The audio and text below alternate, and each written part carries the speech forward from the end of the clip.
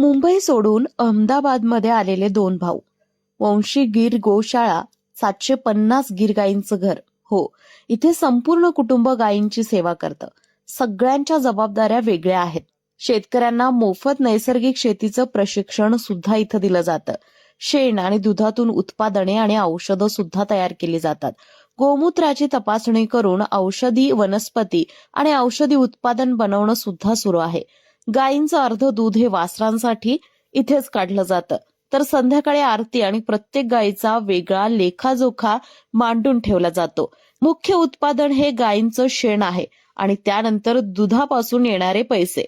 18 गोत्रांच्या गीर गायींचा नवा अध्याय इथून सुरू झाला होता आणि आता पाहता 750 गीर गायींचं घर म्हणून या गीर गोशाळेला ओळखलं जातं. मुंबई सोडून आल्यानंतर सुरुवात निश्चितच सोपी नव्हती, पण आम्ही करून दाखवलं, असे इथले हे शेतकरी सांगतात.